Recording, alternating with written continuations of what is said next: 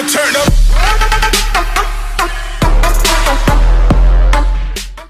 What up is Marcus with Dynasty Football Dads, who read you daily Dynasty videos. I have Jackson here in the back, so you might hear him talking, and you might hear some really annoying baby music. But that is what you get when you watch the Dynasty Dads channel. Because I still have to be a dad, and right now the wife's at work, and I have the morning off. It is raining out, and so we get to hang out, right, bud?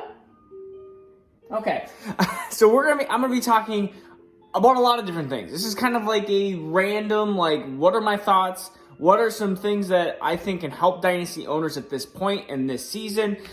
Just some tidbits about, we got Julio news, we got Jeff Wilson Jr. news, we got a couple different things to cover through. So you're gonna hear a couple different aspects here. I want to do a general, instead of just doing a 2-minute or 3-minute video on what do I think about Julio, or a 3-minute video on what do I think about Jeff Wilson Jr. I want to just catch up people on some different aspects, and then at the end I want to go through some strategies on what to do now, especially if you're contending or if you're rebuilding, or what to do, because right now a lot of people are in this kind of middle zone. You're in this middle zone of do I compete? Do I try to rebuild? Where am I at? What trades am I seeing in Dynasty leagues? These are all important questions because I see a lot of consistent movers. Are you just talking over there to yourself? A lot of consistent movers in the Dynasty realm consistently right now. And I know a lot of people are trying to get ahead of the train. We'll talk about that. But let's start. You might hear more of Jackson in the background in these videos now these days.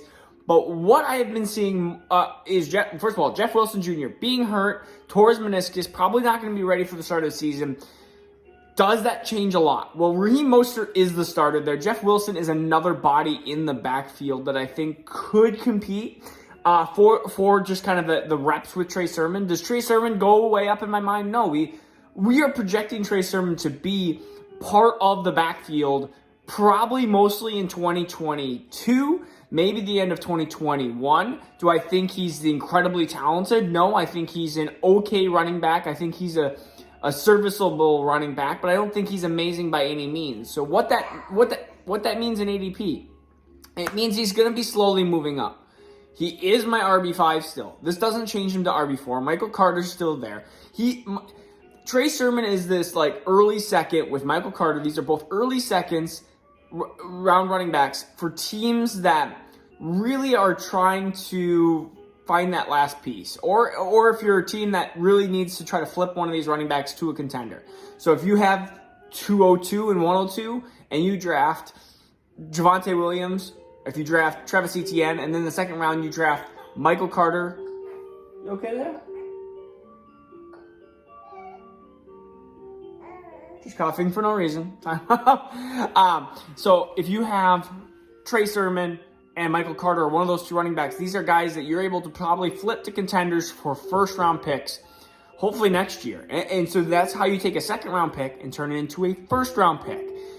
So that is one of the big reasons why I would draft these running backs. Or if you're a contender and you need that depth piece for this long run of the season, because maybe you have Raheem Mostert, or maybe you have running backs like Derrick Henry and maybe Zeke and maybe another third running back, let's just say Gus Edwards, and you really need a third running back. Bless you. These are excellent third running backs that might help you out at the back half towards the championship time of the year. Because rookie running backs, a lot of times take a good 8 to 12 weeks to get into full season mode. We saw that if you looked at the running back splits from the beginning of the year to the end of the year, the first 8 versus last 8 of Jonathan Taylor, J.K. Dobbins, DeAndre Swift, CH might not be on that board, Cam Akers, pretty much all the other running backs, Antonio Gibson, their first 8 games were really rocky. Their last 8 games are really, they were top running backs, top 15 running backs. So, Trey Sermon, not moving in my mind. This doesn't change much. Jeff Wilson, he was supposed to pass Jeff Wilson pretty easily on the depth chart. Jeff Wilson is a okay running back, but also very injury prone. So why do we expect much from Jeff Wilson? This shouldn't change anything. Julio Jones. What do we do with Julio Jones? Julio is a guy that I'm still going to try to go after. He is an amazing talent, but I am taking a second round pick and I am trying to get Julio. If I'm a contender, if I'm a rebuilder, I am trying to sell him to the highest bidder. Say, hey, and this is honestly not probably a good chance to sell Julio. The best chance to sell Julio is probably, I would say, when he goes to a new team. Because the new team, new opportunity, they're going to say, oh, he goes to the Ravens, he goes to Tennessee, he goes to the, I've heard him with the Jets or whatever it might be. He goes to another team. Yeah? The Jets, that's who you think? They already got Corey Davis. They already got Elijah Moore. They already got Denzel Mims. Why do you want another wide receiver for Zach Wilson? Apparently, he's going to the Jets. You heard it first from Jackson. I don't like that position, but that's why he arguments everything that I do. Personally, that is what. So I think Julio is a good trade. Almost trade now before, because right now it's like you look at some of the spots that he goes. Just even going up to a team being like, hey, like I need a wide receiver for my depth piece, but I'm not willing to give you a first. I'm willing to give you a 2020 second. And maybe a 2020 third. I'll give you a second and a third next year. I want Julio because I think Julio's still going to have a really good year or two.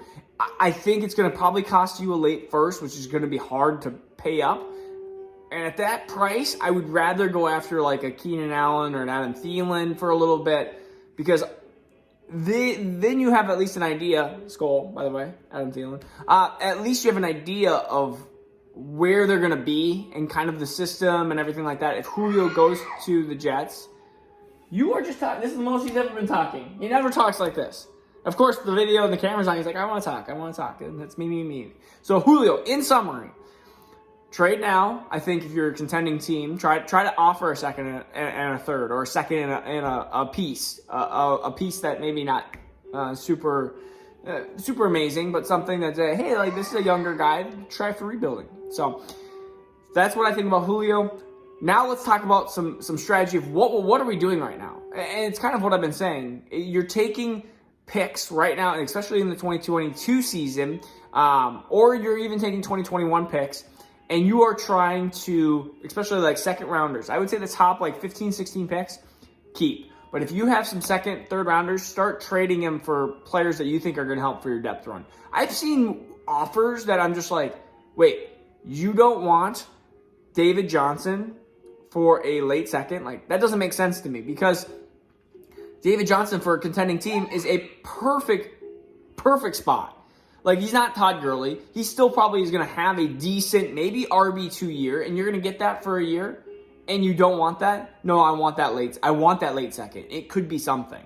A lot of times it's not going to be something. I mean, after pick 16, the pick 16 downfall is a pretty big drop-off, and I'm rather having David Johnson for a year and then know that he's probably going to be garbage, but he's going to help me with my contending team. Or even like the seconds, I said Julio and Adam Thielen's probably going to cost you a late first. Keenan Allen probably going to cost you a late first as well. Maybe even a mid first with Keenan Allen. I'm not sure. I've seen his price really fluctuate. It's really gone a little bit crazy with Keenan Allen. But I think because everyone thinks he's 31, but he's not 31.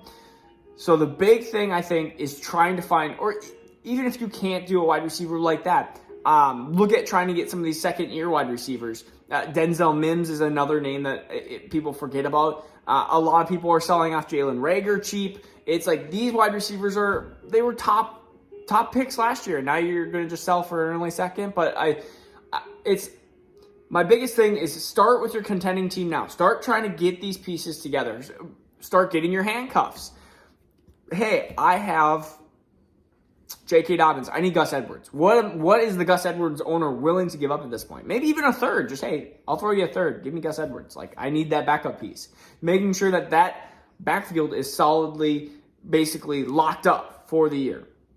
So, 2021 picks. Right now, the second rounders are super valuable. Those mid to second late rounders, these are picks that, especially in a lot of leagues that are very, very competitive, they're not going to be worth as much. But if you have some people that are dumb, and they want Josh Palmer in the early second, or if they want like Tutu Atwell in the early second, or if they are wanting Dwayne Eskridge in the early second, if they're wanting some of these wide receivers in the early second, and you're able to get the the Amon-Ra St. Browns or even Kadarius Toney into like the mid-ish late second, well then then don't sell those picks, because then they're going to be a little bit more valuable because other people are making wrong decisions. But I'm not in leagues like that, unfortunately. I wish I was. I wish.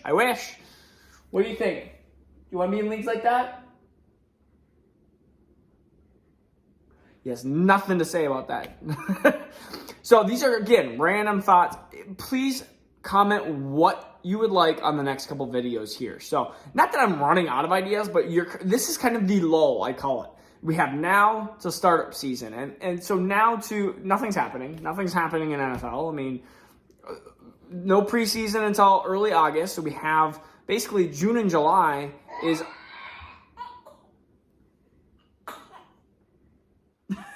We have June and July of this kind of like what do we do? Do we have more rookie drafts? I can do more rookie content. I sure can. I've done so much rookie content that it's bleeding out of my ears. So sometimes I feel like I'm repeating myself.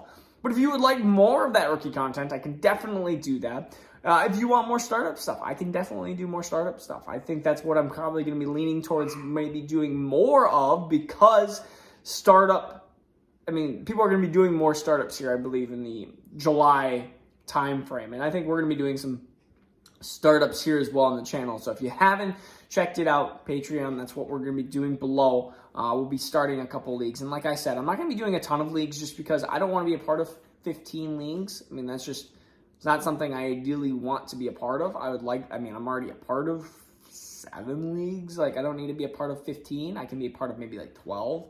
10, 12 leagues. I mean, honestly, startup drafts take a long time, so you have to find the startup time. And it's summertime here in Minnesota, where it's actually like that's the only time of the year where it's nice out, and being stuck in doing a draft inside, I mean, that kind of stinks.